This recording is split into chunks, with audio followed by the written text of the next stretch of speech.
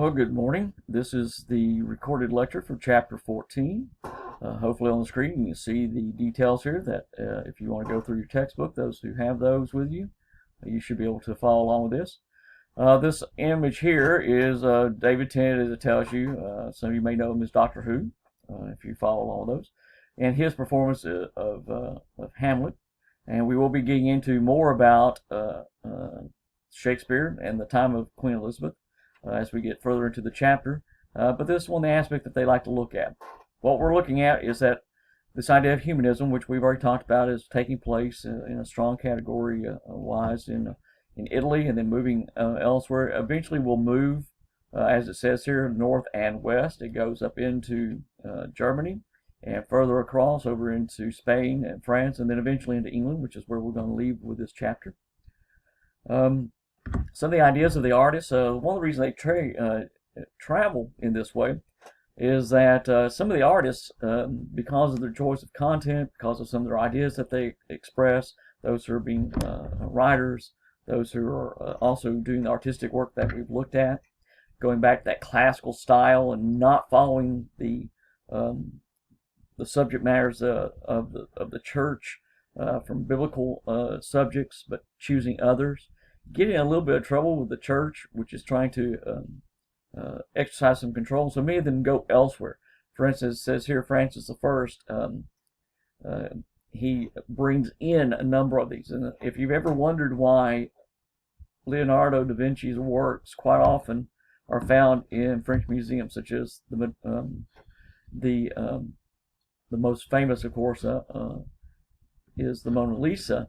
And that one is found in the Louvre, which is in Paris. Well, it's because Francis I essentially took on Da Vinci after he had some issues in Italy, and brought him to France, gave him a place to live, essentially set him up in a country villa. And when Da Vinci died in France, Francis claimed all the works that were within the villa as his own, saying he's the one who paid for all this. So the Mona Lisa becomes the property of French culture and eventually into the Louvre. It's also the Salvator Mundi, the painting that I gave you the little notes about how it sold for $450 million just a couple of years ago. That also became property of the French monarchy. It was extended elsewhere because when a princess of France married into the royal family of England, that painting was taken with her as part of her wedding gifts. And eventually at one time that painting hung up in the dining room of the palace, but was eventually sold when the Stuart kings come in. They eventually sell some of the works, and that was actually given away and then sold and then lost before it was found. But this becomes part of where this Italian culture that has been generated, the Renaissance motifs, the Renaissance style, starts spreading to other areas. And so you have this taking place. You'll notice here that it talks about Spain, 1492, we're all familiar with, but you're going to start seeing some of these changes take place as well. Another aspect that happens so that France becomes a key part of this is that Catherine de' Medici, the Florentine Medici family, actually marries and becomes the Queen of France. But this is what we're looking at now, is how Germany becomes part of it. And we've talked about this before as well, that the Holy Roman Empire established with Charlemagne in 800, eventually the title of Holy Roman Emperor goes to a German, which causes France to pull away. And so you have the Habsburg family. You'll see with a B here. You'll sometimes see it also spelled with a P, but the Habsburg family becomes part of this. And so, as it says here, it held the throne of the Holy Roman Empire until 1740. So the Holy Roman Empire goes for quite some time. Charles V, who becomes the King of Spain, is eventually declared insane and he was King Carlos I. And so he had inherited this, and since he was a competitor of Francis I's political dominion, and said that this thus becomes part of it. So you wind up with the Austrian and Spanish branches becoming major powers. And if you'll go back to what I talked about a few chapters ago, when we talked about the different families intermarrying, and we talked about how they started marrying to consolidate power and consolidate land control.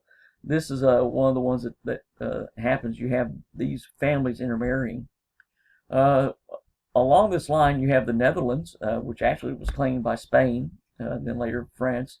But it says here the Spanish Netherlands. You have a protest about that, and so eventually you have the independence of the Netherlands. Queen Elizabeth, going against Spain, supported that because it helped to establish England as a stronger power. And this is where we get into England. We have these issues. One of the major aspects that we see is that the families, this lines of royalty in England changes. We had the Tudor family established early, but what we also have is that this came to power during a struggle between the York and the Lancaster families in England. It's called the War of the Roses. The Yorkish line had been in charge, but the Lancaster line also had kings, and so you have this actual civil war. And that was consolidated when Henry VII takes over. He defeats Richard of York, Richard III, and to bring about an ending of this war, Henry VII, as he's going to be crowned, marries Elizabeth of York. And so it brings the two houses, the red and the white, of the York and Lancasters together. That's the color of the roses that it's called the War of the Roses. The red for the York and white for the Lancasters. And so they consolidate when he marries Elizabeth of York to bring the two houses together and establishes what we now would call the Tudor family. Henry VIII, his son, takes the throne in 1509 and stays there until 1547. Henry VIII is probably best known for having married 6 times. One of the ones he married is Catherine of Aragon. You see her name listed here. She, of course, was the daughter of Ferdinand and Isabella of Spain, the ones who sponsored the trip by Columbus.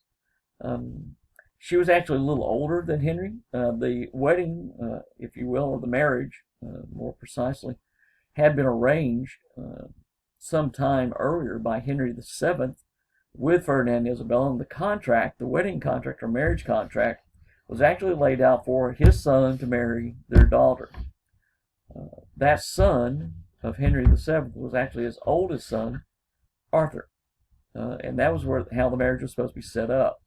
But Arthur dies in an accident, leaving the wedding in abeyance for a while until, of course, Ferdinand and Isabella pushed that they won the alliance.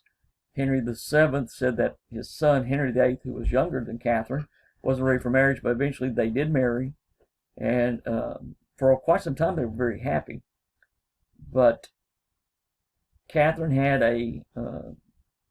married Henry VIII as he became when he was a prince. They did have a child, a daughter. They named Mary, but they were not able to have any other children.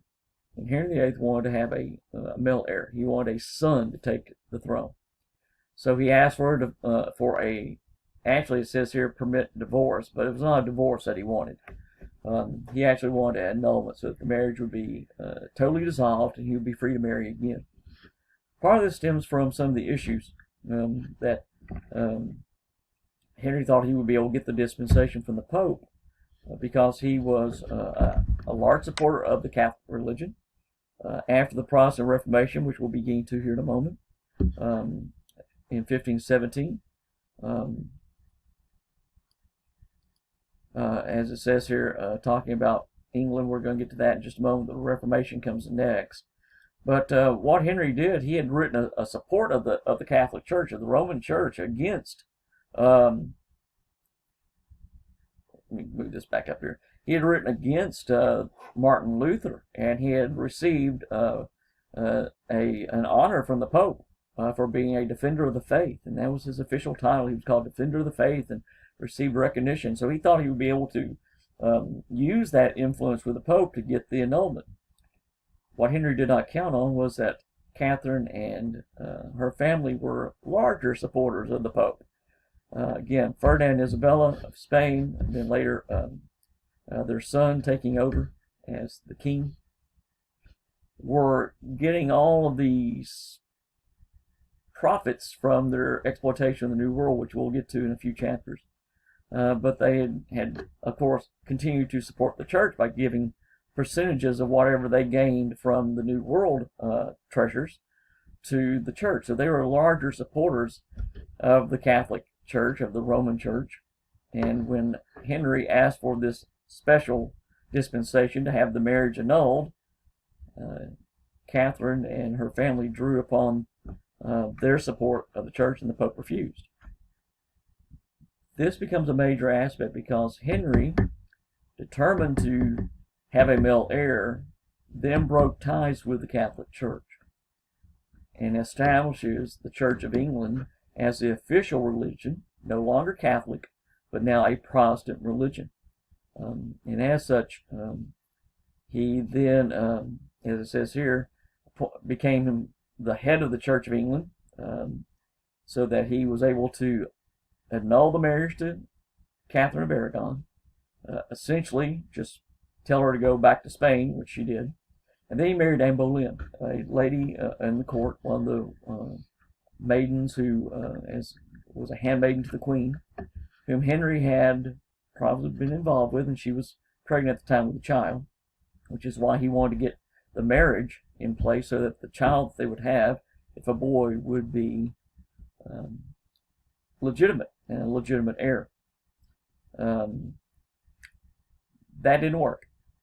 Instead, she gave birth to a girl, Elizabeth, which left Henry not feeling very happy. He and his relationship with Anne Boleyn became strained, to the point where he eventually had Anne Boleyn put on trial for adultery. Several people testified against her, and she was found guilty and executed.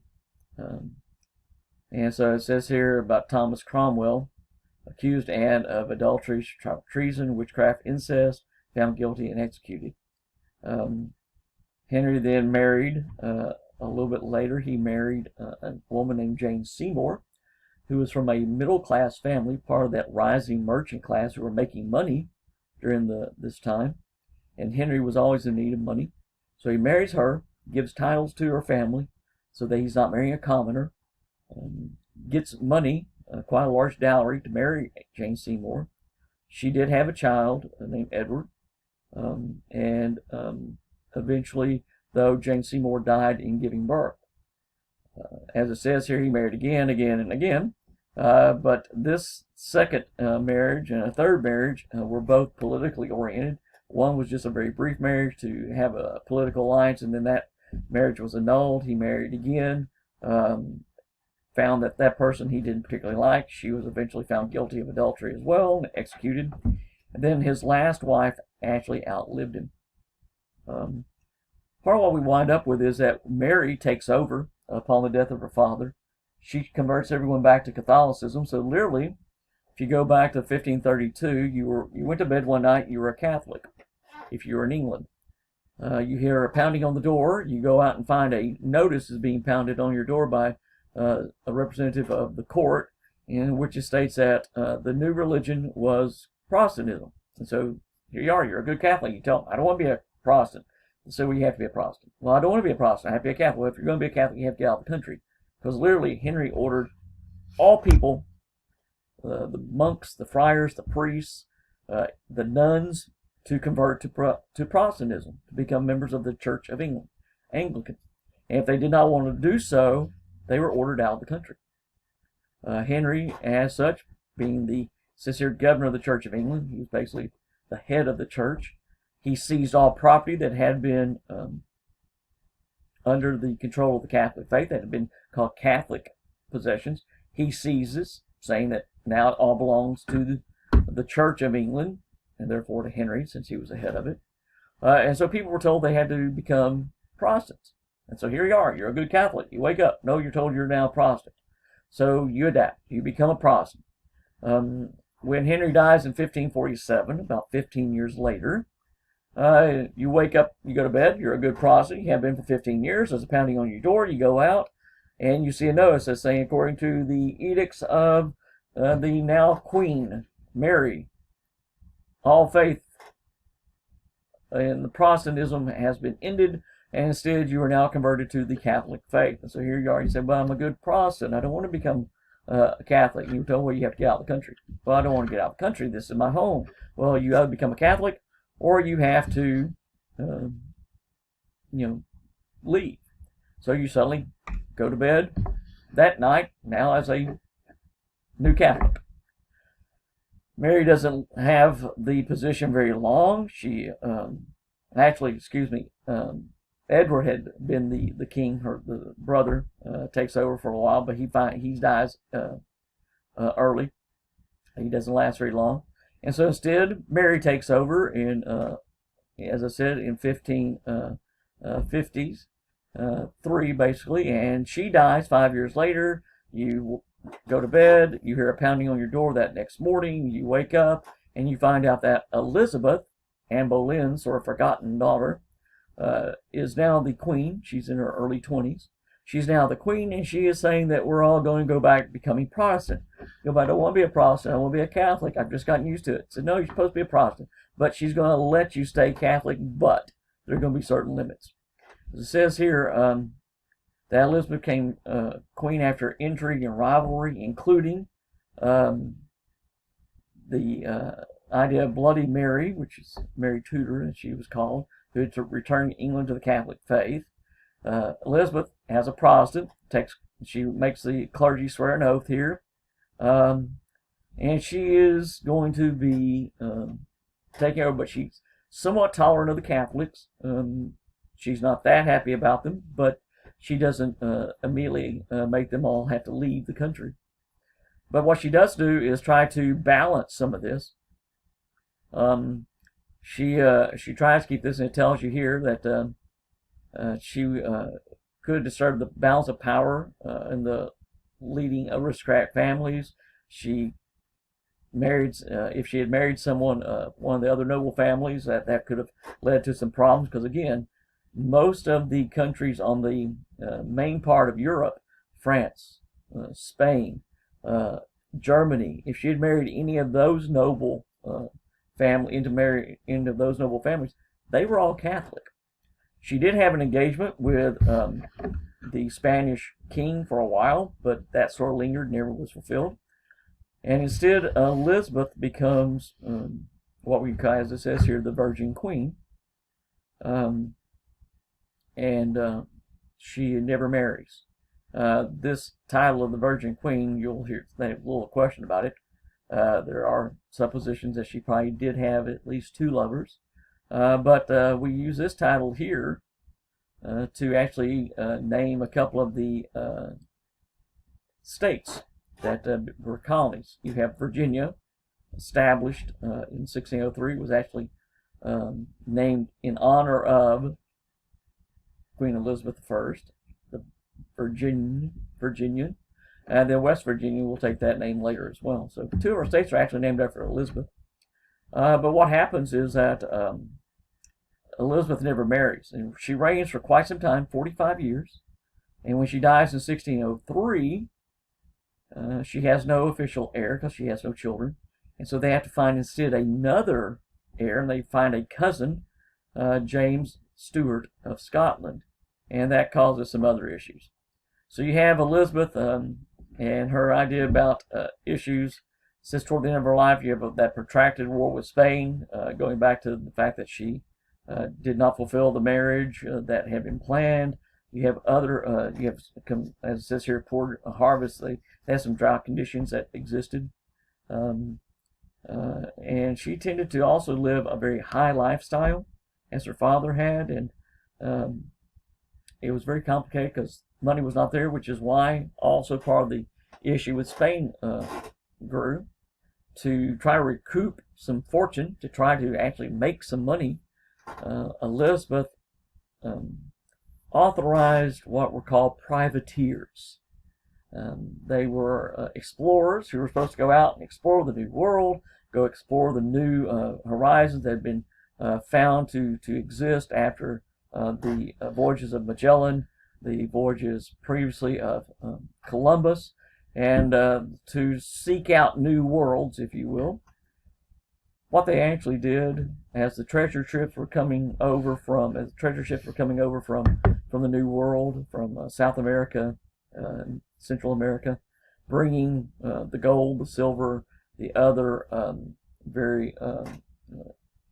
various products that were being brought from the New World to Spain.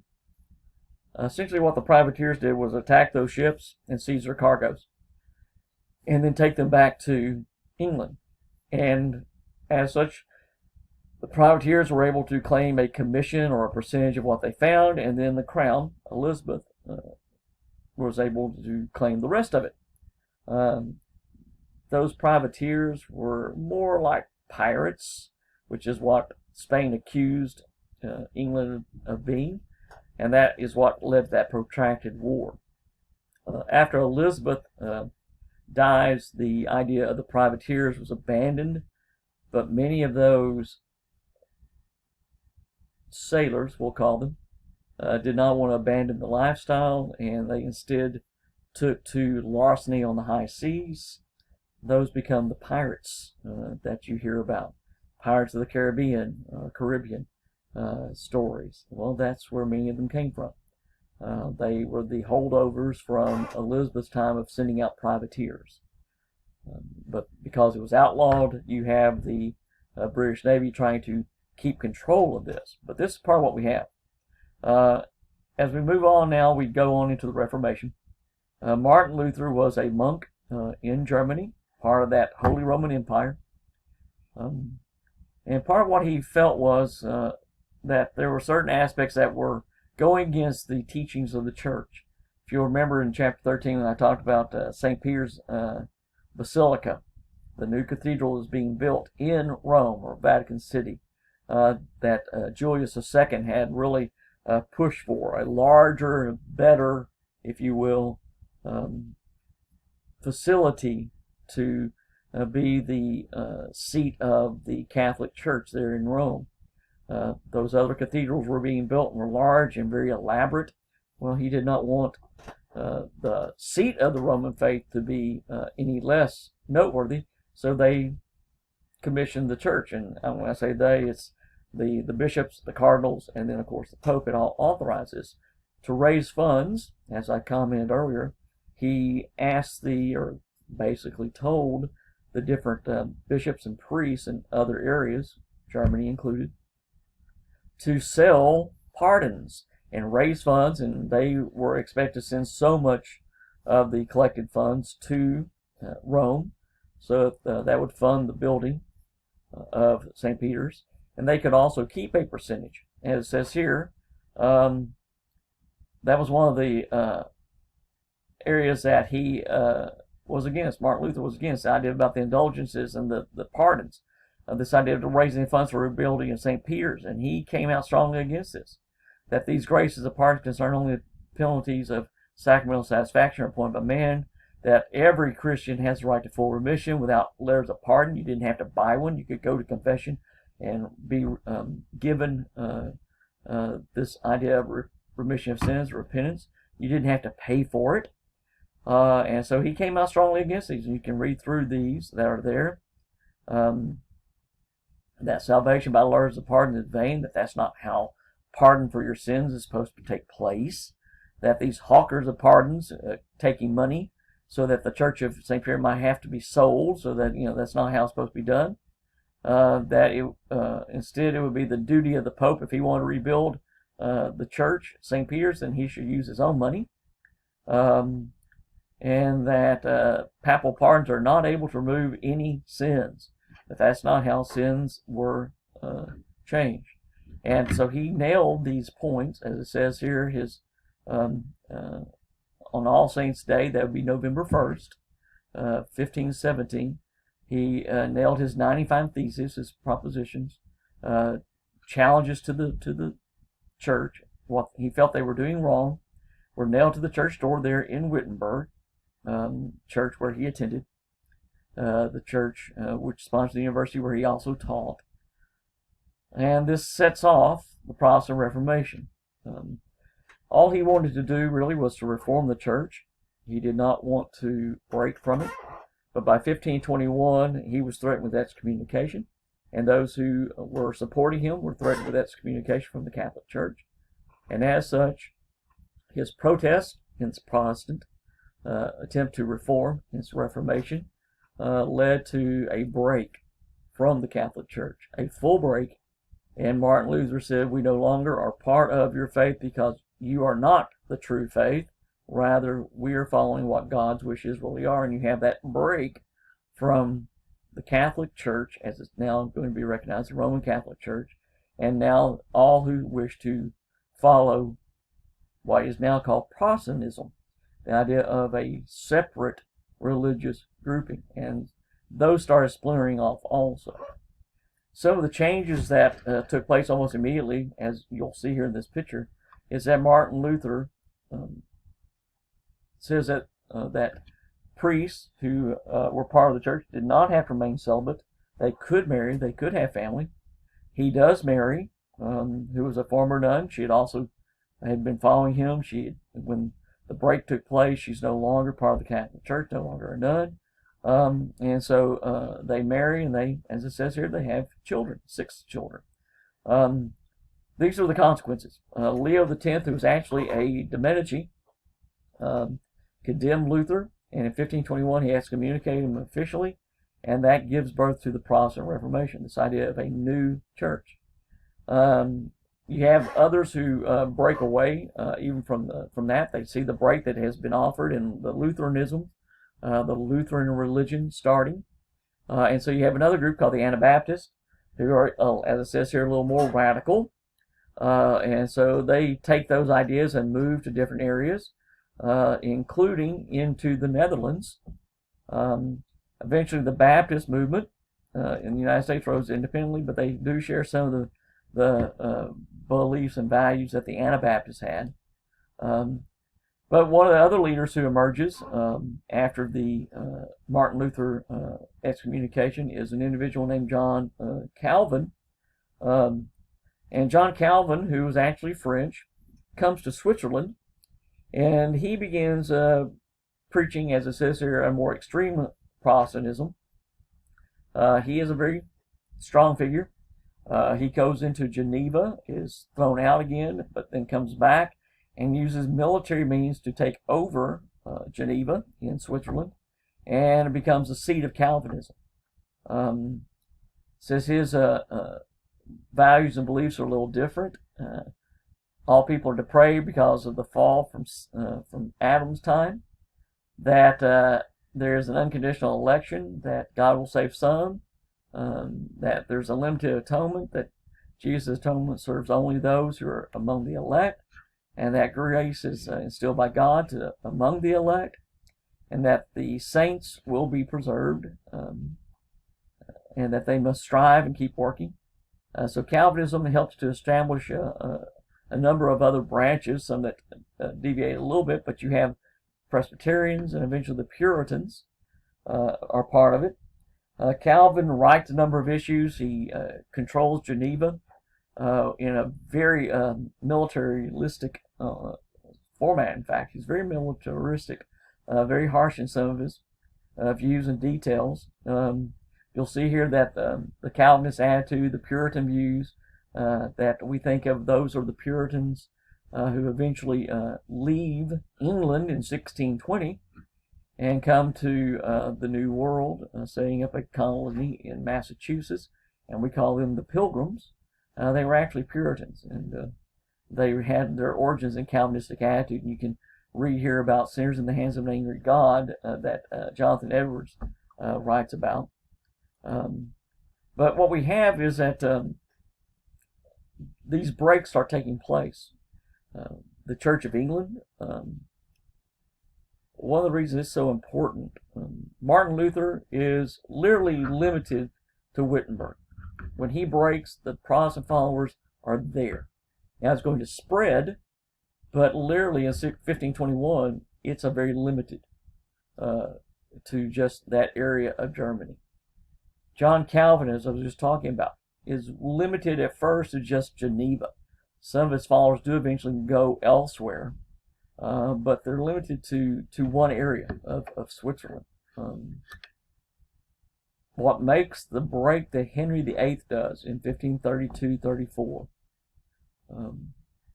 when he enacts the Act of Supremacy, the break from the Catholic Church and the establishment of the Church of England, it doesn't just concern one town. It doesn't concern one region. This concerns an entire country. When Henry breaks from the church, he declares that the religion of the entire country is now a Protestant faith, that they are no longer Catholic. And the idea that the entire country could then become Protestant, the entire group of people spread across, not just one small area, one small, one town or one city or one region, but an entire country would become Protestant. Sets a precedence so that other countries will eventually also decide we do not have to just be Catholic. We can have the option of a different faith.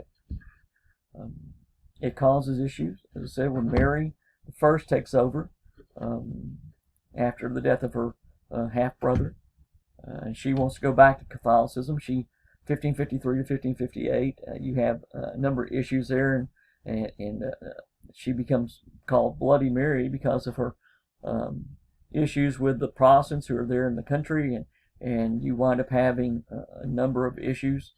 And when she dies and Elizabeth takes over, and she maintains the Protestant faith, and stays that way for 45 years, things settle down. But when she dies, when Elizabeth dies, her closest relative, as they find, is, as I mentioned earlier, James of Scotland.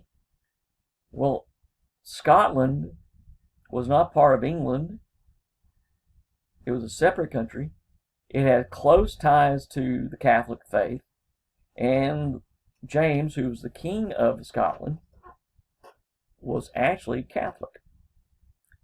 When he was offered the throne of England, is going to unite Scotland and England, as well as Ireland and Wales, into what is now known as Great Britain, the United Kingdom. When James takes over, one of the conditions that was expected of him, and which he did do, was to convert to being a Protestant, since literally, as Henry VIII had established, the monarch would be the head of, the governor of the Church of England. And so he agreed to that. There were issues. Not everyone was happy with having James. You had counters against him. There was an attempt to blow him up at one time. They were going to blow up Parliament with him. It failed. The leaders of that attempt were caught and executed. It's called Guy Fawkes Day in England when they celebrate this. And it's sort of like Independence Day, because the story was that the leader of the rebellion or attempt to assassinate James had taken a wagon load of explosives and was going to try to put it underneath Parliament and blow them all up while James was addressing Parliament. But instead, the wagon caught fire and blew up the leader and blew up the rebels. Didn't quite happen that way, but it sounds like a good story. And they celebrate Guy Fawkes Day to this day with having little effigies, little dolls of Guy Fawkes and blowing them up with firecrackers. So they set off fireworks and everything to emulate the idea that the wagon of explosives had gone off. And so they celebrate Guy Fawkes Day still in England. It didn't quite happen the way that stories like to go, but it sounds good. But they weren't always happy with this. And so when James takes over, one of the first steps trying to make himself be seen in a more positive light was he authorized a translation of the Bible from the Latin, which is how the Catholic Church had conducted it, which is also how the Church of England had done so. There have been versions of the Bible translated into English by individuals, but he authorized scholars to get together to get the best texts that they could, copies of Greek and Hebraic texts and Latin texts, and translate those into an English Bible. And we know that now as the King James Version.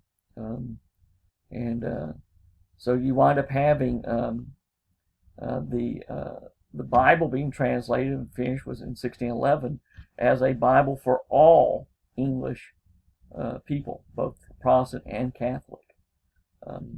Anglican comes along because of the Church of England, Anglican being the adjective form. The Archbishop of Canterbury is the head of the Church of England, sort of like the Pope would be. You have, of course, the king above that, or the monarch above that. So James I was essentially supposed to be in charge, but he turns everything over to the Archbishop to run the church. And the monarchs pull away from them being in charge of the running of the Church of England, and leaves that instead to the clergy, with the Archbishop of Canterbury being the head of those. Eventually, the Episcopals and the Methodist churches come from the Church of England. But this sets up a very unique situation. James gets a little bit more Catholic in his leanings. He's not too happy with some of the Protestants, such as the Puritans, the Calvinists, who start spreading because they become involved in trade and merchandising and a number of other areas, and so they start moving to different places, and they bring their faith with them. They come into England, and they strongly oppose some of the legislations and some of the edicts from the Parliament and from the monarchs. And James just had enough of them at one time, and they were being persecuted, and so they go to the Netherlands. They go to what we would call Holland, or what has been called Holland.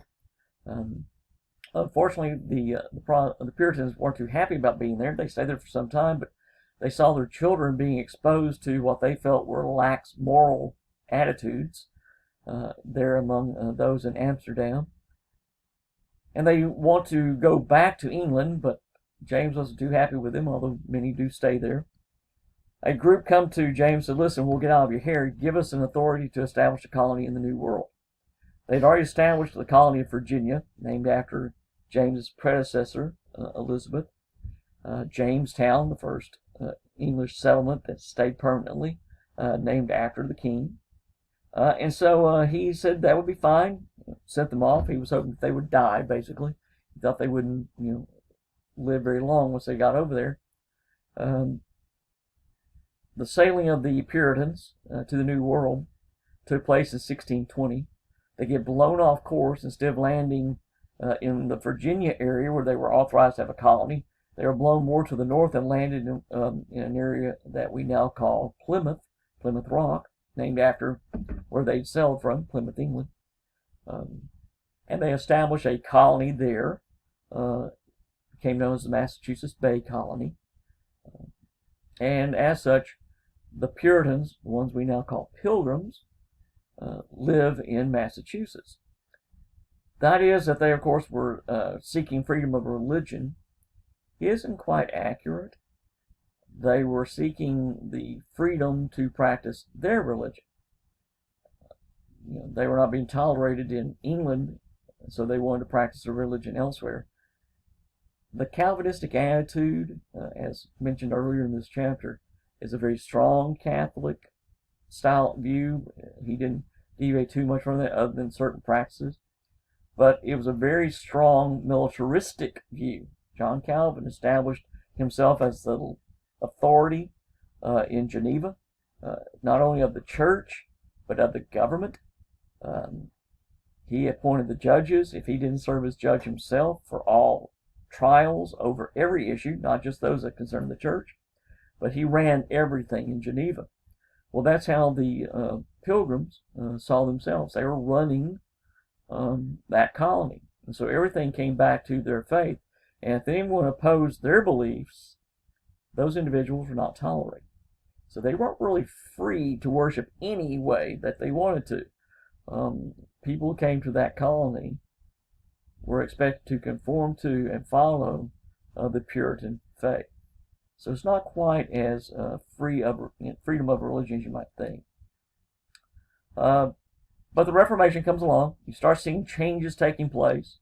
When the Church of England, as I said, breaks, you see an entire country. And so you start seeing countries adopting views and attitudes. Luther insists that the German rulers, the hotbed, if you will, of that Holy Roman Empire, that they should instead reform the church, led to oppositions within the leadership of the government. And eventually saw a replacement of the Catholic-based faith with others.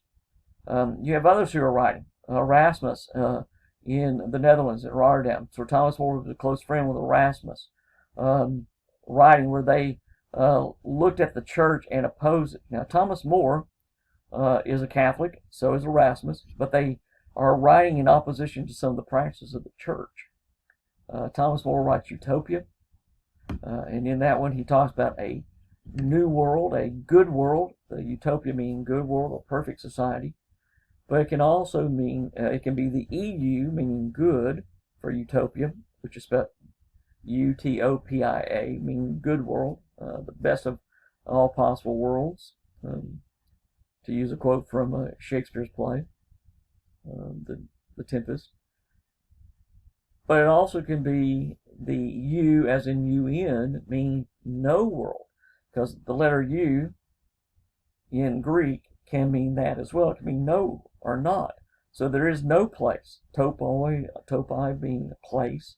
So it can be the good place or no place. And so the book Utopia takes on a little bit of each of those.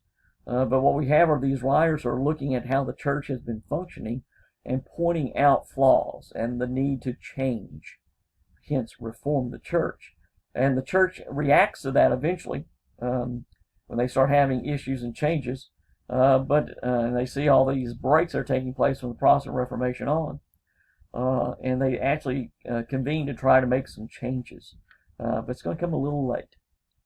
Humanism still takes place, where you see the reformers are sort of in several ways that they're looking at religion in the same way. The idea about monasticism, the idea about the monks, the idea about the priests, the bishops having to isolate themselves, not be allowed to marry. They were against that. The idea of the devotion to saints, where again, if you'll think about all these churches are being named after Mary, the Mother of God, of St. Peter's, of different saints that are being worshipped. Part of what they come out against is that instead the focus should be on God. God the Father, God the Son, God the Holy Spirit, going back to that Nicene Creed that was established in the 4th century. And they want to eliminate more and more of this focus on saints. They want to make sure also that those who are becoming members of the clergy were educated, that they were individuals who understood the scriptures, who were well trained in the scriptures, not just someone who wanted to become a priest, and so if he were from a middle class family or maybe a noble family, could buy his way into a position. This idea of as it says here, the corruption of the higher clergy, the idea of the money being accumulated by a number of these bishops, of the cardinals, the pope, and use of that funds that should have been designated for the church for private use instead. They opposed that. And so you have some of those in common. They felt that the universities that had been established by the church need to be reformed also. that it was not, as it says here, intellectual, spiritual significance, and they wanted some to be developed. Calvin was especially fond of Augustine. Remember, City of God. He felt that we needed to do that, that they need to go back, that those who were practicing should be following what Augustine had written, what some of the earlier writers had done, such as Benedictine and a few of the other ones. So you started having the universities splinter off from the Catholic Church, where most of the universities had been taken over. They had started as secular groupings, but the church had taken over most of them. Well, now you start having splitting, so that although the schools are, again, related somewhat to the church, they now start splitting off from some of those. And so you start having what is called humanist learning, as it mentions here. Erasmus, for instance, had done a translation of the Bible, of the New Testament. And so he had also looked at the Apocrypha, those books that weren't part of them. We talked about that also a few times earlier. Martin Luther starts doing a translation. He starts writing, and sermons now in the Lutheran churches are now presented in the language of the people, in his case, German. They're not being performed in Latin anymore. So you start seeing writings about religious commentaries, if you will, religious thought and views, versions of the Bible being translated into languages of Italian, French, Spanish. The English Bible in the early 1600s was just one of the King James Version. And so you have some differences, though. Humanism wanted to see this idea about humans being focused, this idea that man, as Pico said, man can be led to a better level. He can be improved. This idea about classicism, going back, the idea about Greek, Socratic thought, having dialogues to discuss, that morality can be then viewed and taught, not just have to be followed by just going strictly by the scriptures. That instead learning should be used to improve the person, that man can be improved. Well, of course, Reformation, such as John Calvin's followers, no, man is depraved, man is fallen due to sin, and is, as it says here, mired in sin, and must instead depend upon the grace of God. And so you start having issues between those two as well. So humanism and the idea of the Reformation, many of those being in opposition. So the Reform comes along. They start wanting to originally change the Catholic Church, but you wind up with a Counter-Reformation where they said, no, you can't be part of it. So eventually the churches split as well, so that you have, in Wittenberg, for instance, the Catholic Church that had been where Martin Luther was, had been based and had preached originally. That church was removed from the followers of Martin Luther, the Lutherans, and they literally had to go and build their own church, and they did so. They went down the road just a little bit and built a new cathedral, wouldn't call so, but they built a new church, which looked very similar to the Catholic cathedrals with the towers and the structuring there of the Gothic aspect. And so they wound up having to build new churches. So you sort of have this boom in architecture.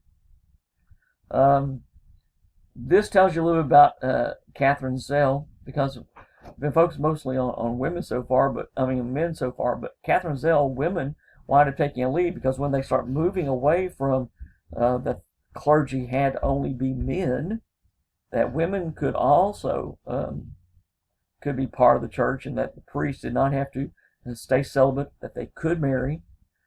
Zell married one of those priests, and she becomes a leading speaker and worker within the Catholic Church. And other women emerge as well. So you have Luther and Erasmus talked about here. Luther, as I said, being very, very much a defender of the Catholic views, but Erasmus coming out although he stayed Catholic, coming out saying no, man can work. So you have the views here.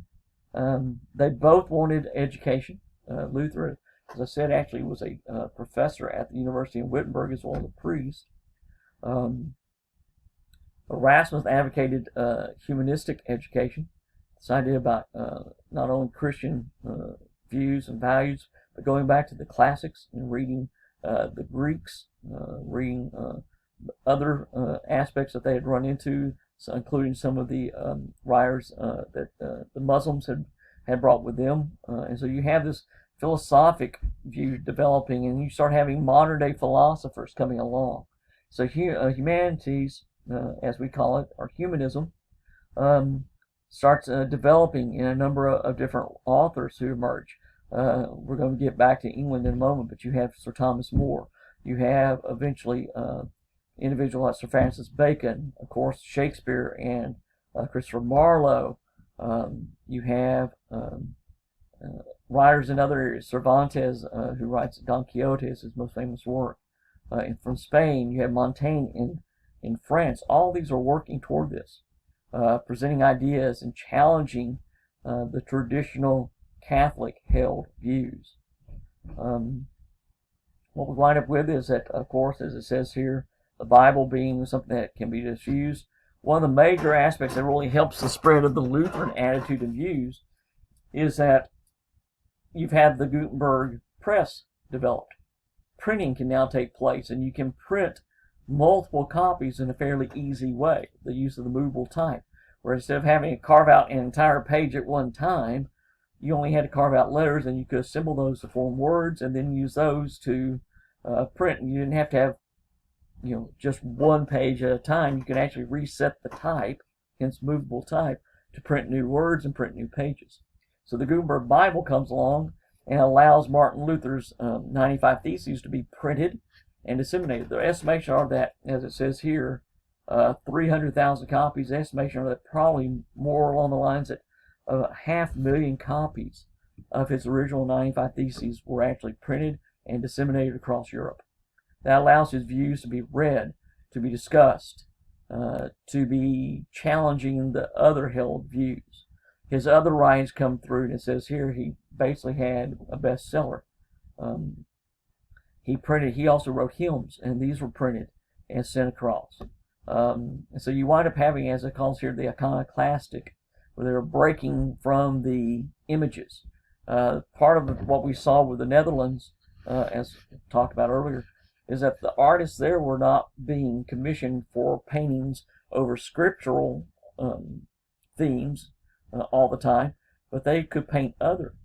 They would paint secular images and paintings of families, personal portraits, the idea of landscaping. All these are being painted and sold for people to put up in their homes. So suddenly you have this breaking from, as is the representation of the Christian or Catholic faith or Christian storylines that could paint otherwise.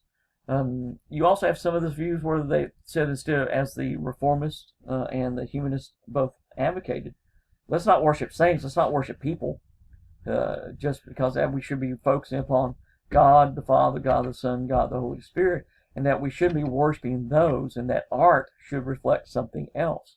So you wind up having those. It's not that the artists abandoned using Christian themes, but they could paint otherwise. And so you wind up having some of these presented. You have changes taking place. The stained glass, where the images of Catholics were taken out, walls were whitewashed, and literally as an iconoclastic attitude, which literally means the breaking of statues, that's what they would do.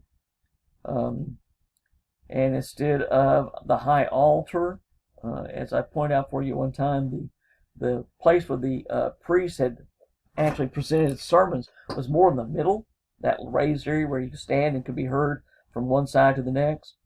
That gets moved to the front where the altar had been for the taking of communion, and that's why now typically in most churches you're going to have the pulpit area where the preacher gives his sermon from is actually toward the front of the church. And so this is when that takes place and moves. And so you have this change, and it becomes a challenging aspect because the churches start moving.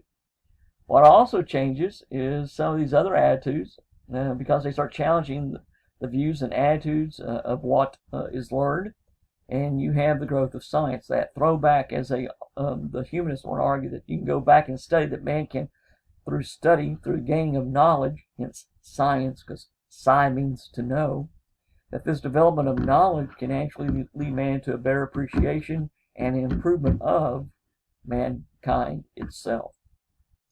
The works of Da Vinci, those drawings he did that we talked about from chapter 13, where he, for instance, the one that you have in your book about the fetus, you start having more and more. Scientists no longer feel they have to keep it covered. Instead, you wind up having experimentations. You start having cadavers brought in and bodies studied, and you have Vesalius here offering the anatomy of a human body.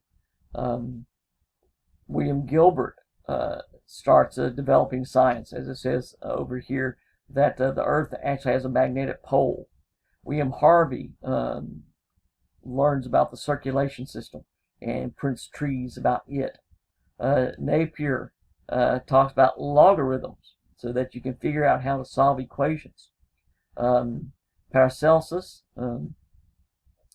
starts talking about modern medicine and the views. You have Vesalius, as I said, the idea about anatomy and anatomical study so that man can be brought about. Francis Bacon, as I mentioned earlier, writes a book called Novum Organum, a series of essays in which he discusses what we know, what we can know, and how we should know it. You have individuals such as Copernicus, of course, who had offered a view about the Earth as not being the center of the universe, but that the sun was. He was denounced as a heretic. You have Kepler, who, of course, also brings up that idea. And Galileo, who comes up talking about his views using Copernicus and studies there, and Galileo discovering, it says here, astronomical. He discovered a couple of new planets and moons and writes about those. But Galileo gets in trouble. He is forced by the Pope to actually renounce all of his previous findings. He's kept under confinement. And he was a good Catholic in Italy, but he is forced to renounce his previous writings, saying that he was wrong. Because of the Pope, the Church's view was that no, the Earth was the center of the universe, that God had created as such, and everything in the universe revolved around the Earth, and that his other comments were wrong. It becomes a major system. Copernicus talked about the Earth's mobility, that it does move. It was not the center, but it becomes debated. And we'll see here, this takes us to the end of chapter 14. In the growth of science, principal discoveries. And you can see some of these views and attitudes that are a part of it. At the end of chapter 14, again, if you look at that little high part, it brings out some of these idea about philosophy and religion. But this particular part here, if I can get back to it, there we are, gives you some of these another listing. You know, the end of the chapter, you have that source summary. Well, this is another good site for you to look at as you're getting ready to take your quiz, because it does list quite a number of these major aspects that take place. Magellan, who does not complete the navigation, he actually dies, but his ships that are commissioned by him do make it around. The sighting of the Pacific Ocean for the first time written about. Copernicus refuting the geocentric, Earth-centered view, the idea about Vesalius and his study about anatomy. Gregory, Pope Gregory the 13th, reforming the Julian calendar, as it had been called, because Julius II had set that one up. Well, Gregory comes in and redoes it, which literally caused several dates to shift in almost 2-week shifting. And you have others that are listed there. That's going to take us now to our study about art. In Germany, because of the break that takes place, you still have some of the religious themed paintings, but you have others that are done in other ways. Albrecht Dürer is one of the major ones, and Grunewald is another one. Dürer becomes really interesting. We'll get to a painting of his right here. This is self-portrait by Dürer.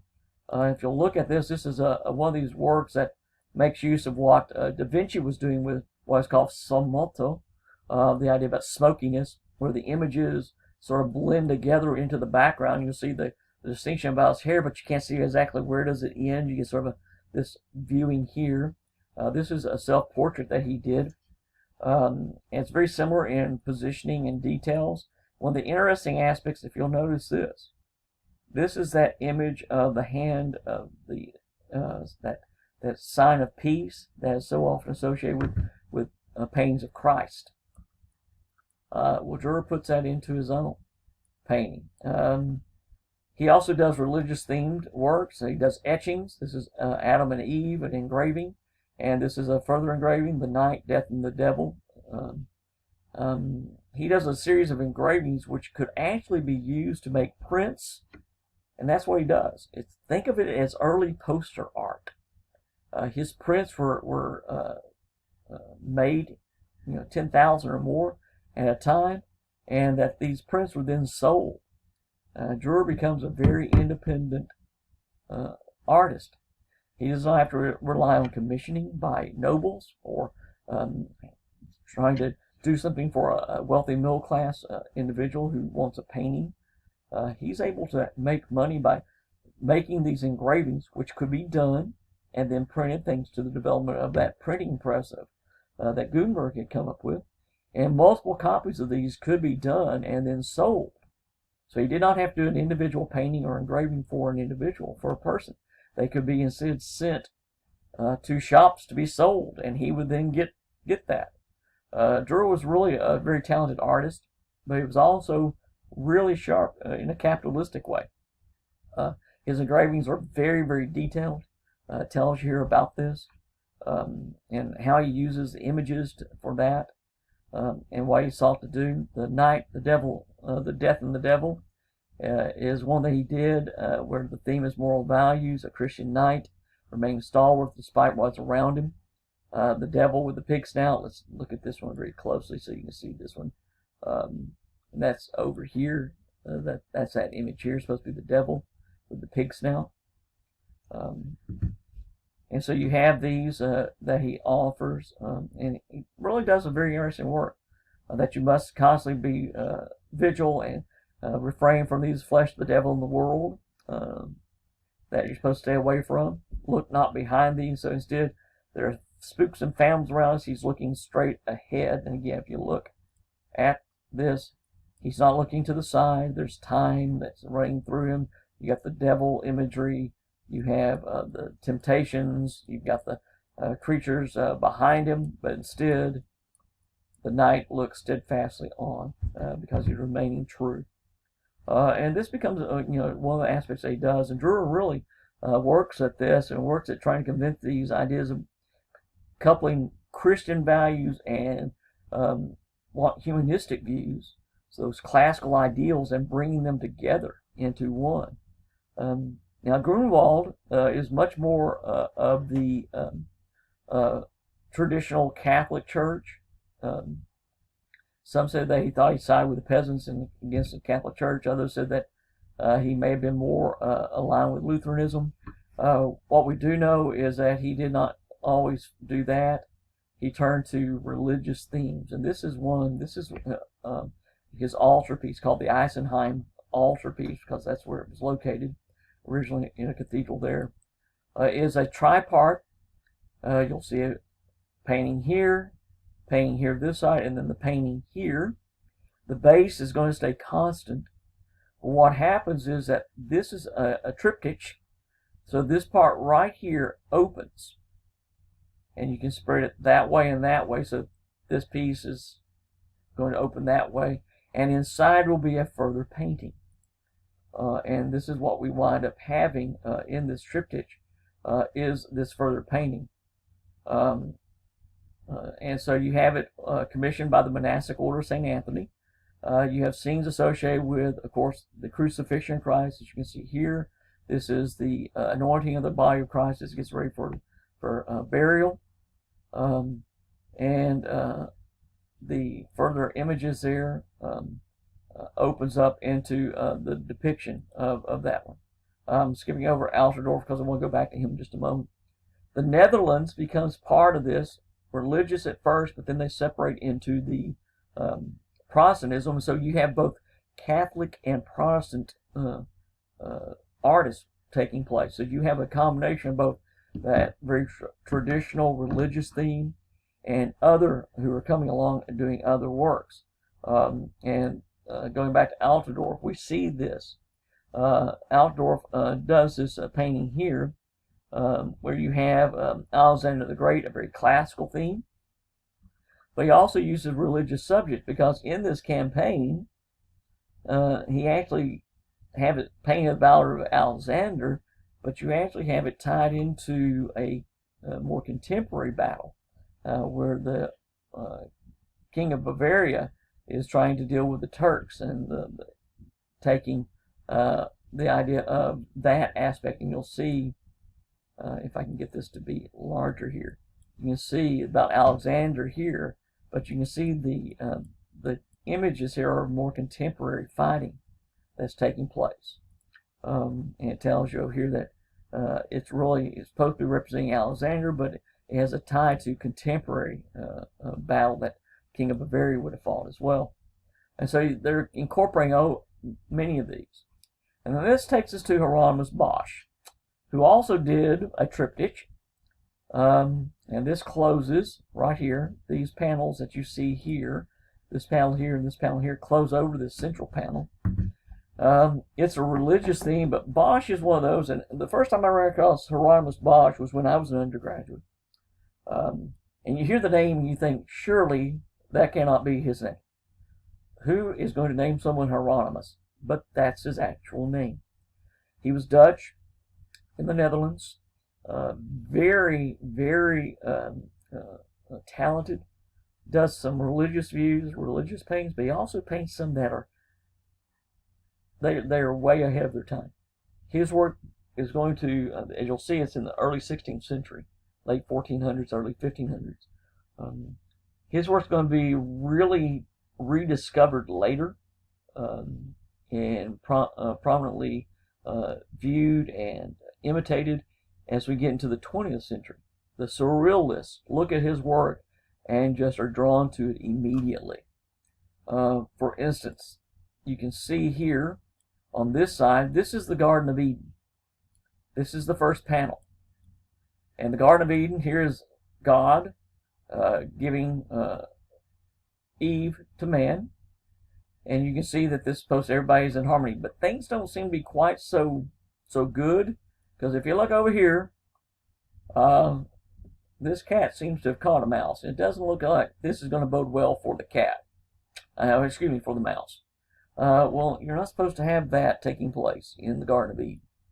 What we have next is the center panel, so that when this panel and this panel are opened, this is what you see. And this is the fallen world. And you have the different towers here of depravity. And you can see how the people are.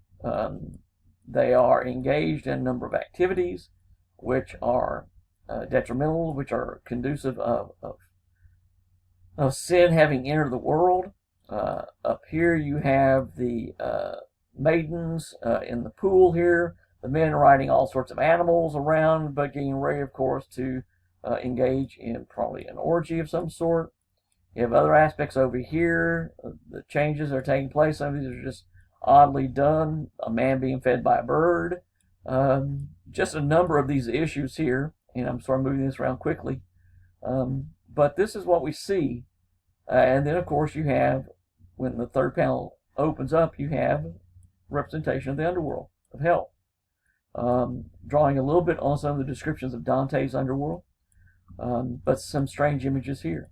The idea of the sword or knife blade being thrust through the ears along with an arrow. This idea of this image here, looking like a bagpipe, a shell, an egg with a face of some sort. This idea of individuals being swallowed here and then being defecated here. This idea of just, what the world has fallen to. All this become part of Bosch's view. So he's a very different artist. There is sexually explicit aspects to it, much more secular than religious, but it's called the Garden of Earthly Delights. It says it may never be accurately deciphered because people still try to argue what is he trying to get across.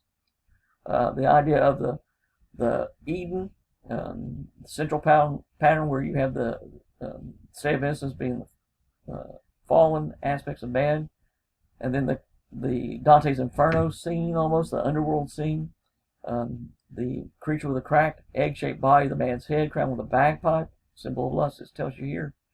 Gluttony, retching his excess, a miser secreting coins, you just a little bit of everything of the deadly sins being represented. This is Bosch showing us both religious and humanistic views and attitudes and what they're part of. He's an interesting painter. Going further into the Netherlands, because as I said earlier, you have both religious themes and secular themes.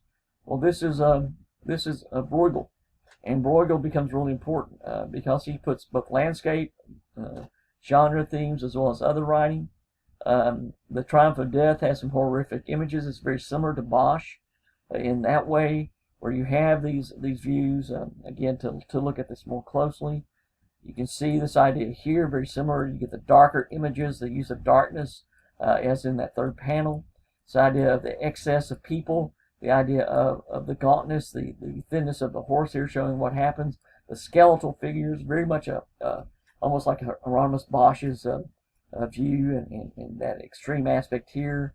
This idea of the fallen nature of man, what results when sin enters the world. Again, very similar to how Bosch in that center panel and in that third panel shows us.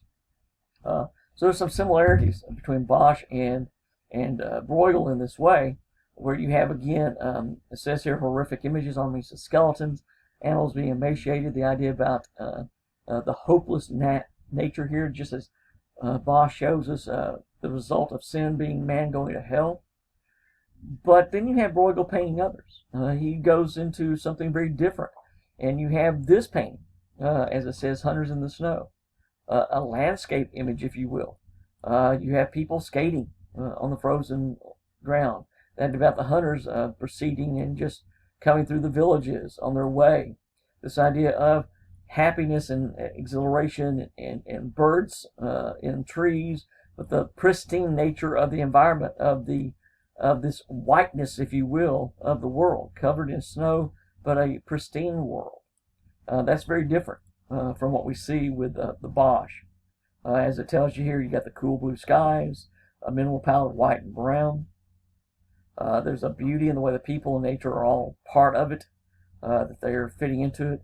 There's a sense of human dignity, as it says here in your book, which is a little different from how Bosch presents it and how Bruegel in his other painting, this one, The Triumph of Death, shows us. So you have some differences there as well. Again, what really is nice about what's taking place is that women also take part. In the Netherlands, it said they were buying these paintings, literally. You could go to a market and purchase paintings to take home. And so you start having different ones. You could actually commission portraits, if you will, so that the people could come in and have their portraits made. It's like going to a studio now for photography, having family pictures taken. Well, that's what they would do. You could also go and buy pictures that you like, just like as we've talked about before. The displays are made at places such as First Monday. We can go in and buy paintings. Well, Katharina von Hemsen became a court artist. She'd been trained by her father. This is called Portrait of a Lady.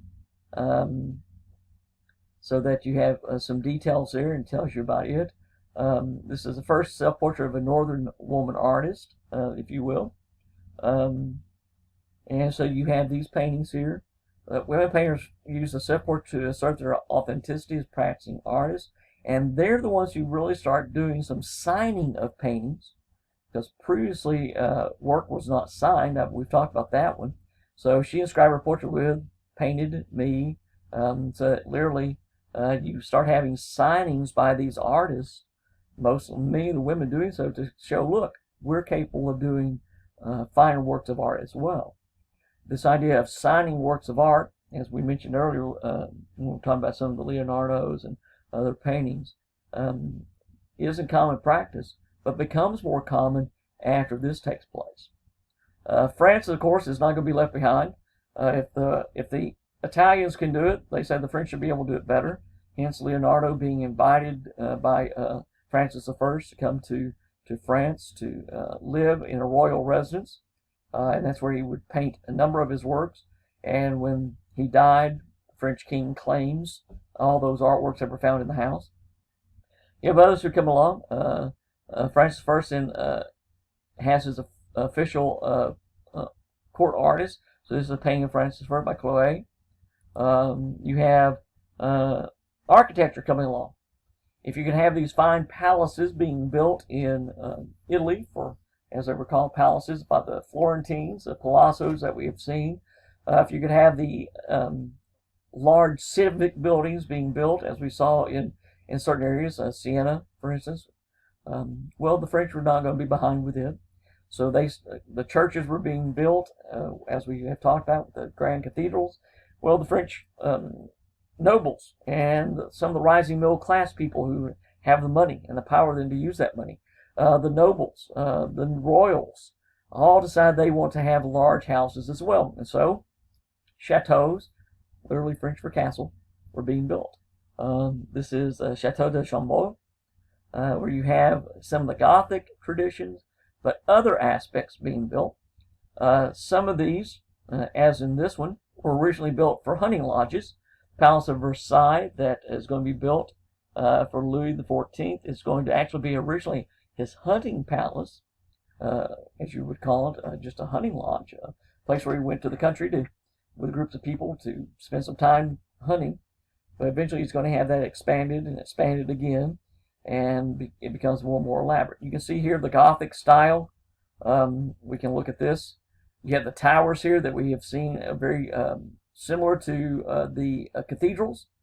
You can see the arching of the windows and the use of the domes, as in that Romanesque style that the Gothic style used. But you can see other techniques being employed. The curving here, remember the mannerism style, where you start having use of elaborated and extended and certain aspect of distended work. The use of certain styles here, as in this window, where you have the use of geometric principles, all becoming part of this. Well, that goes back to a slightly different style from the Renaissance. And so these horizontal moldings that I was just looking at, showing you, running, they balance the Gothic. Remember the Gothic, and let's look at this a little more close, in 3 parts. You so get that idea of 1, 2, 3. Well, now you also have these other aspects where you have the horizontal and the vertical all coming together, where you have different positioning with center halls, but then towers and groupings and other rooms being built to go through that one. As it says here, the horizontal and the vertical. And so you have delineations of floors, the placement of windows, very similar to those Italian palaces that were part of it. And this is what we wind up seeing, that the French are going to imitate that. If the Italians can have it, the question is, why can't we in France? The Louvre is originally built as such. It was originally built as a part of the palace, but it gets eventually changed into the museum, National Museum in France. Again, its style, you can see, very similar, Romanesque style, with the curvature of the archways, the rising up of the windows in that way. But the 3 stories, strong horizontals, but you also have a steep roof line, as it says here. Changes are made, and eventually the Louvre becomes a museum instead of of a palace. England, meanwhile, is breaking from all this, and so you have a number of issues. Mary, of course, same becoming Spanish. Philip had been married to Mary briefly, but that ended. Elizabeth and Philip II had basically had an engagement of some sort, but that was ended. You have this fighting in the Netherlands, Spain claiming it, of course, and the Netherlands trying to become free. And so Elizabeth had sponsored that one. And so in 1588, after the defeat in the Netherlands. What you wind up with is that Philip decides he's going to just crush. He's going to crush England, and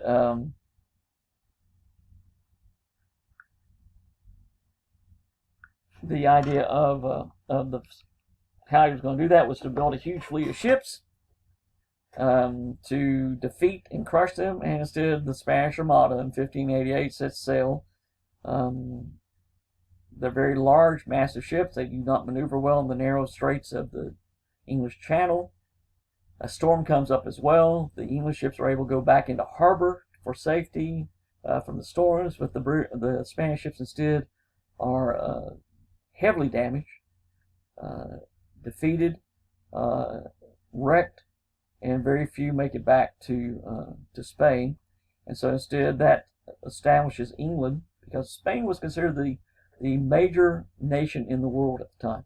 They were considered the most powerful, most prominent nation. The defeat at the hands of English suddenly put England into prominence. As I said, the split in the church had caused this as well, where the idea about an entire nation could now become Protestant.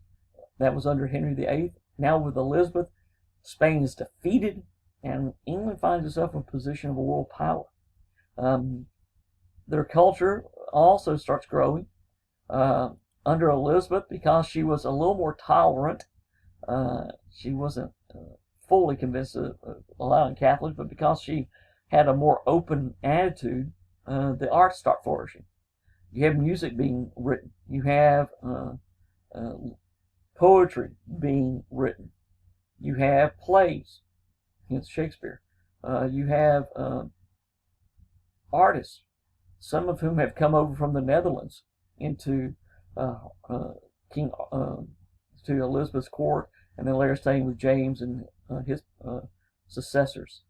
But what we wind up with is that Hans Holbein is named here, and others who follow are able to have an openness of subjects. They're not confined. Portraiture becomes really important. Henry VIII, Elizabeth I, the nobles who were under Henry and under Elizabeth especially commission these works. So we start having an entire skill set, if you will, of artists who can specialize in a number of ways. For instance, this is Lady Catherine Grey. And again, they're not always that good at first, but they get better. And so you have portraitures of Elizabeth. And so it says they were, because England is a Protestant country, the Catholic control of art is sort of cut off from them. The exposure to the Catholics not going to take place for quite some time. Instead, you wind up having the English artists being influenced by the Netherlands artists who come over, what they know and what they've experienced. But you don't have that connection to the Italian artists, Da Vinci, connection to some of the other artists, until you start having some more travel take place. It's not going to take place immediately. But you wind up having the English artists develop their own skills. Hilliard is one of those. And as such, you start having a growth in England. I'm going to go ahead and move ahead a little bit, skipping over some of this, and we'll come back to Spain in just a moment, because I want to talk about Elizabethan, since we're with the Elizabethan aspect. So Elizabethan music comes along. Dunstable is mentioned here. Elizabeth, no longer necessarily concerned with having music for the church and the church services. You have Elizabeth being able then to have music that's much more secular. Now, with Henry, her father, he didn't break fully. You still have music being written in that Catholic tradition of hymns and psalms for the church. But because they did want to cut from the Catholic faith somewhat, you start having original music written for the church. And that became really important. So you start having English church music, and they were free to do a few different techniques as opposed. And so Tallis is one of those who writes quite often in Latin still, but eventually he's doing some motifs that will differ. William Byrd comes along, and as it says here, both Protestant and Catholic church music. But he also did some changes. He started using a keyboard to help play. And so you have his writing of some of these not only for the church but also for secular purposes, as in dances and fantasias, which are musical pieces, madrigals, intended for the middle class, for the common people, if you will. They're not meant to be for the church. They were secular music. So Byrd comes along with those. Morley continues that idea with light-hearted. You've all heard of Fa La La. Well, guess what? Morley is the one who actually wrote that, using that idea and theme. His music becomes so important, so necessary. People really were humming it and singing it in the streets, that they wanted copies of it. This idea of having the device would be able to play at home, that you could do that precursor to a keyboard, that people could now actually have and play at home, that Byrd had used. Well, now they wanted those so they could play Morley's music, so you started having printed music. Again, much of this owes to the fact that they were able to do so because of how Gutenberg had changed the printing press. So you start having these printed so that people, as it says here in your book, private homes, they could have text and somebody said, hey, let's sit down and play this. It's a very different aspect. I'm going to go back now to, well, let me cover Dowland first before I leave. As opposed to the works here of Morley, which are very happy and very lighthearted, Dowland comes along. He's a little more, as it says here, melancholy. Some of his music have more of a sad tone to it, a little more of a darker, richer feel to them in attitude and tone. And as it says here, the guitar and other instruments are pick up with that later when those get developed. But Dowland is also right. So let's go back to Spain and what it does. And so we start having Spain from the time of the marriage of Ferdinand and Isabella to the idea of the exploration and exploitation to a certain extent of the New World, to again eventually the rise of Charles V and the Habsburgs with Philip II. Their architecture also starts taking place. So again, you can see this very strongly Gothic and Romanesque style. This is the Estoril, the palace that was built. It has now since become, among other things, a mausoleum, monastery. It's a museum. It's a little bit of everything. You have this idea that, again, Spain having that influence of the Muslims who had taken over the southern part of Spain, you can see some techniques of it being utilized as well. You have open courts at different places. If you can't tell, this area here is actually an open court, and you'll see open courts which are very much in the Islamic architectural structure. The Mosque of Cordoba gets taken over, and so they some were destroyed, but King Charles V took this particular one, and I think I showed you this image before. The Mosque at Cordoba, literally here's part of it, and then right next to it, built as an attachment to it and then extended, is a cathedral in the Gothic tradition, and I think we talked about that earlier. And so you actually literally have, as it says here, the intersection of Islam and Christianity. They're right there next to each other. And so you have a cathedral built within the mosque. Painters also arise, and you have El Greco as probably the most famous of these. This work called The Burial of the Count. There's mysticism, realism. As part of that, you have heaven and hell offered. You have the sense of a little bit of that manneristic quality, where you have some of the elongated aspects. And again, if you look at this picture a little more, you'll see how the bodies are done. This is that manneristic style that we have seen that comes from the Italians. He uses quite a bit of light and dark here, where he tries to as it says here, like other mannerists. There's a psychological disconnection, but joined in other ways. And that use of the color and the darkness and the lighter colors to convey that emotion, to convey that separation. This is part of it. El Greco is known for this sort of theatrical quality to his works. The music in Spain and elsewhere takes on, but again, this takes us to England and its move into this.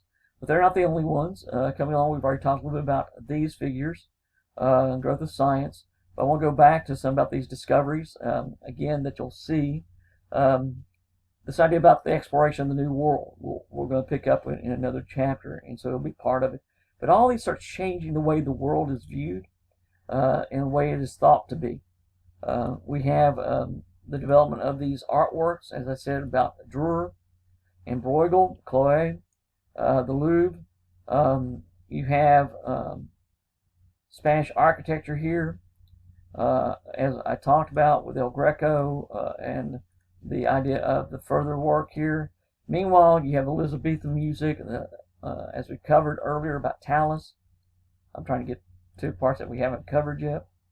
And this is going to be what we hear about literature. There you go. That's the one I was clicking for. You have both religious and secular terms. I already talked to you about more with his Utopia. Montaigne comes up with essays.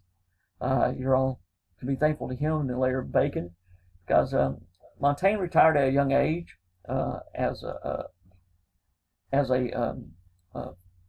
lawyer, basically, and so he studied, and he wound up retiring while he was in his 30s, which would be nice to be able to do.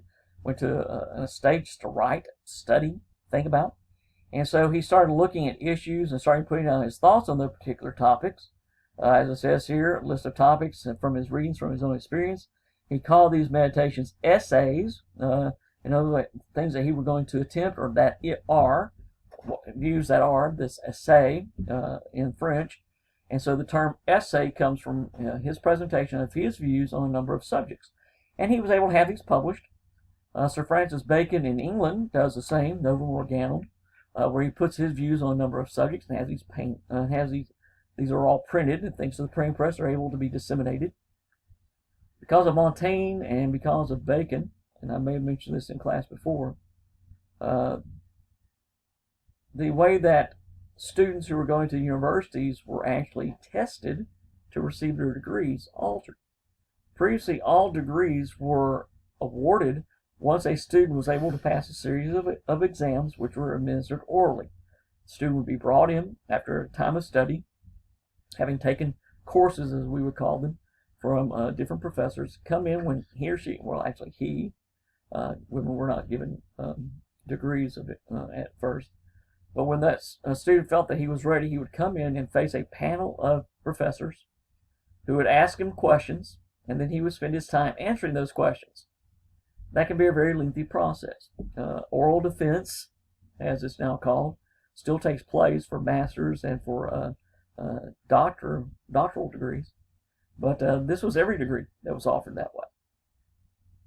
Well, professors, the dons as they're called in England, the instructors at the different European continental universities, once the essays of Montaigne and then later Bacon were published, looking at issues, they realized they didn't have to ask one question at a time of a student.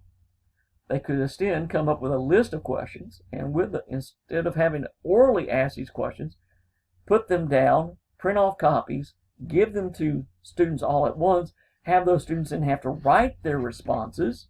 Paper was now more readily available, and they could then take those written essays and evaluate them for quality, whether that student knew enough to be awarded a degree. And so the essay test was born.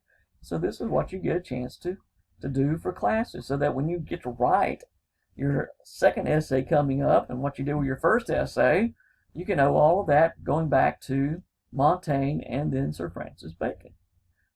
He writes about a number of subjects.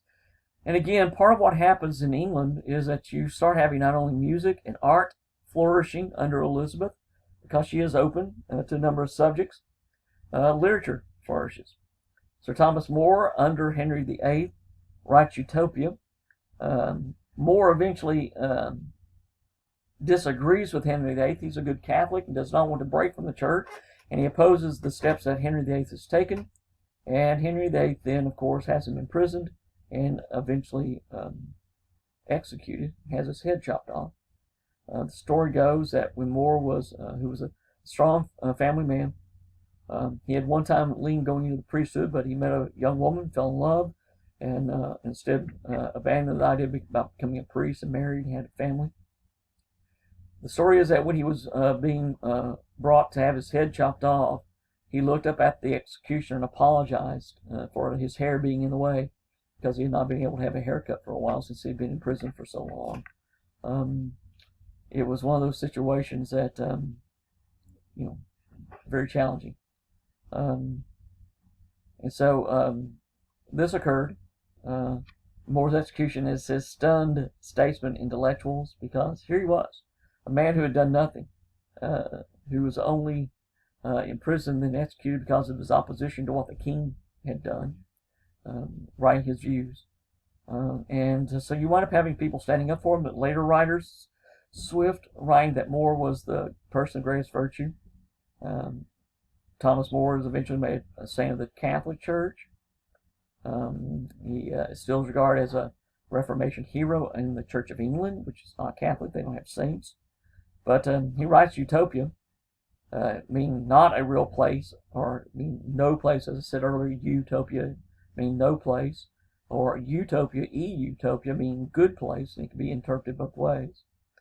He's going to inspire others. Sir Philip Sidney is going to come, and he'll write Arcadia, in which he writes, and that is very interesting. Reads almost like a soap opera, but Arcadia becomes a work that Sir Philip Sidney, who is also sort of the embodiment of the Renaissance figure, a poet, an artist, a soldier, who actually will die in battle. It becomes very important in England, and literature takes on. Sir Thomas Wyatt and also an individual named Henry Howard are able to travel to Italy, and they run into the works of Petrarch, and they come back and bring those forms, the sonnet form. As I mentioned when we covered about the sonnet, under Petrarch, the English ability to rhyme is not as easily done.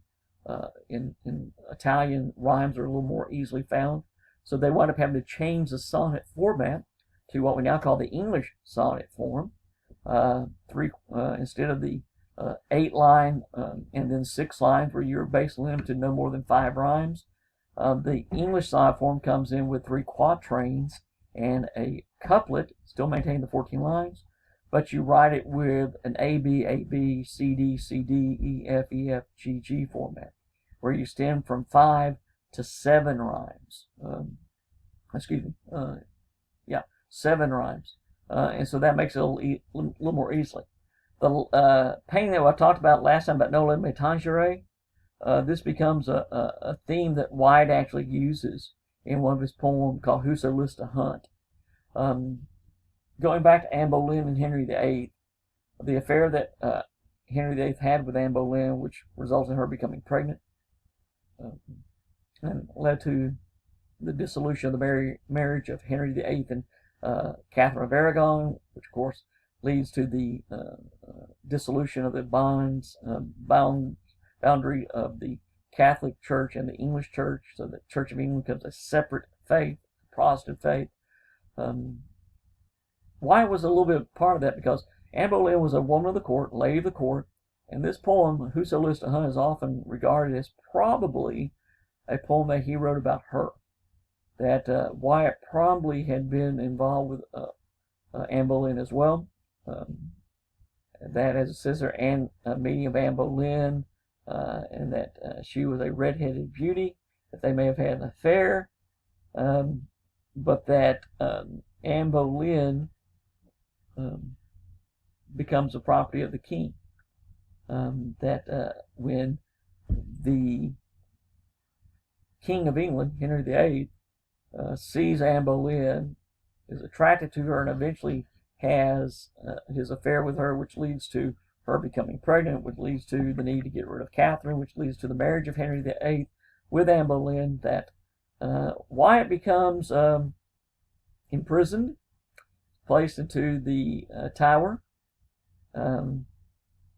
that eventually he's going to be released, but this idea about Anne Boleyn being executed, part of the charges I said were about adultery, and one of them was supposed to be with Henry Wyatt, Sir Thomas Wyatt. Our connection here is that Wyatt had a sister who eventually marries a man named Lee, who comes over to Virginia because of the conditions in England, and so he goes over to Virginia to settle in that area, and her marriage to Henry Lee. The Lees of Virginia become one of the founding families of that area, rising to a great deal of prominence, and eventually, of course, with the figure of Robert E. Lee, who gets caught up in the Civil War. But the poem "Whoso Lives to Hunt," and you have it here, the Noli Me Tangere, meaning do not touch me, for Caesar's I am. This idea that the king has claimed her seems to be probably a poem in which Wyatt is writing about his relationship with Anne Boleyn and how it had to end. So it's one of those interesting ones. Other major writers, Edmund Spenser, who develops his own sonnet form with slightly different aspects. So you have Spenserian stanza format. Writes a major work called The Faerie Queene, very allegorical work. You have the opening book of it where the Knight of the Red Cross works for Christianity and saves the Faerie Queene, who's supposed to be Elizabeth. When you read through that work, it's actually Elizabeth. He also wrote sonnets, most of them being devoted to the woman he would marry. He has Amoretti.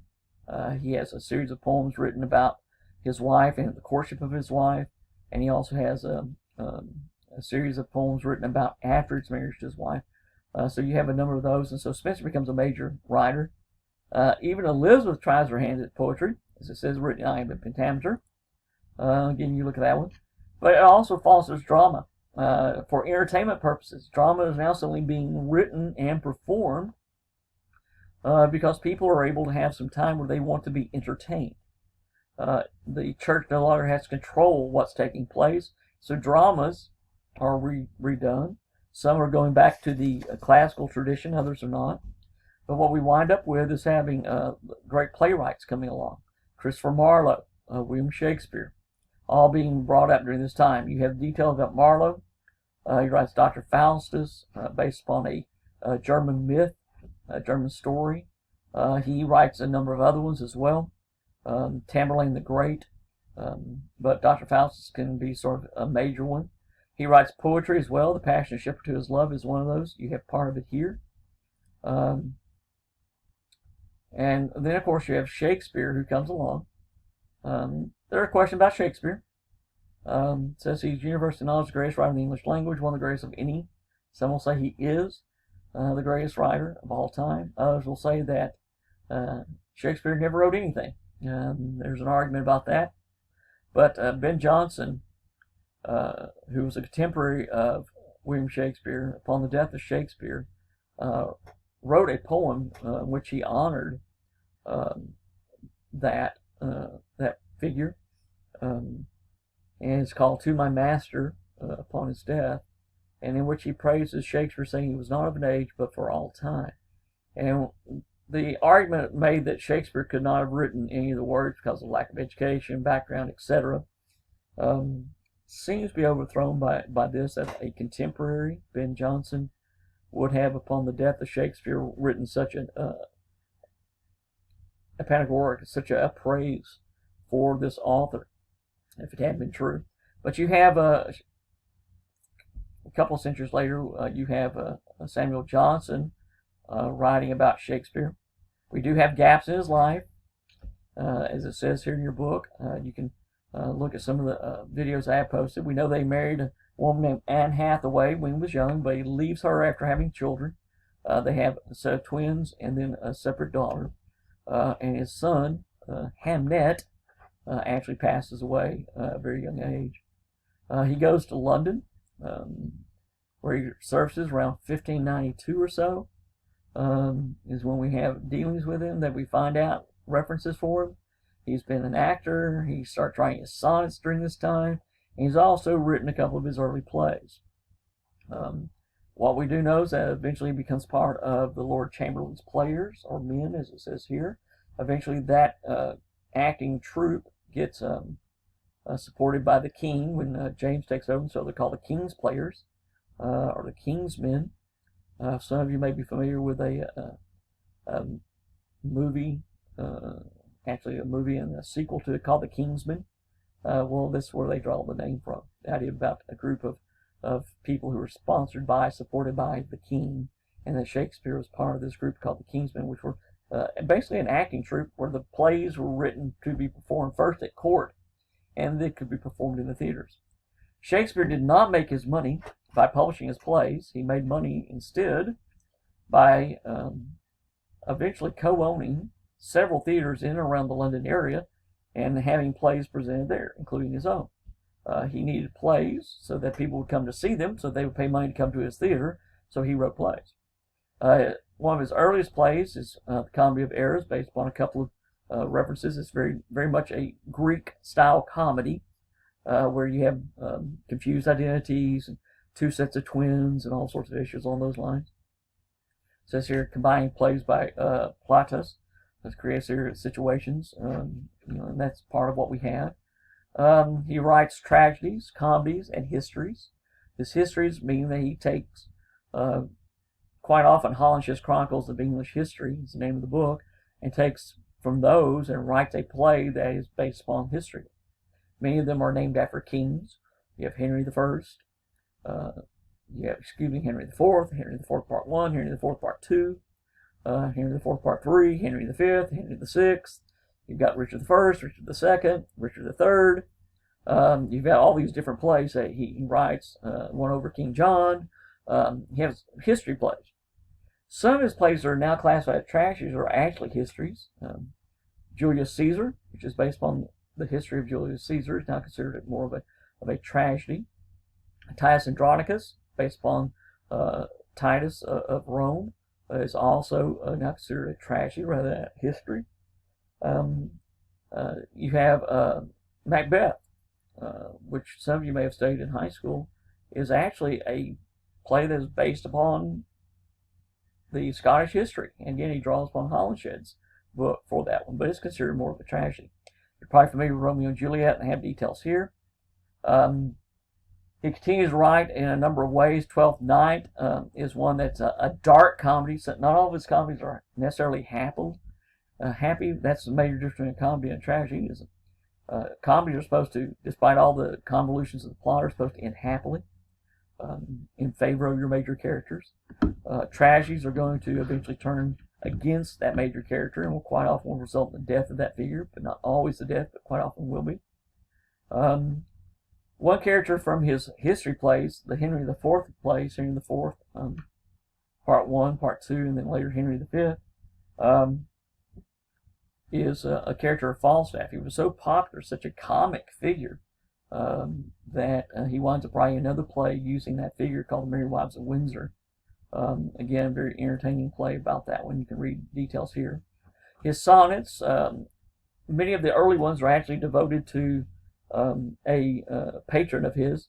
You have to realize that in the Elizabethan term, the word lover was used for your best or closest friend. It'd be like saying best friend, BFF, nowadays. And if you go back to Julius Caesar, when you have the character of Brutus addressing the Romans, he talked about Romans, countrymen, and lovers, where he talked about addressing the crowds if they're his best friends. And so you have that aspect. So the word lover quite often has just an idea about close friends. So many of his early songs are probably addressed to a patron who was supporting him. But then they do have a change, and they are starting to be very clearly addressed to a woman.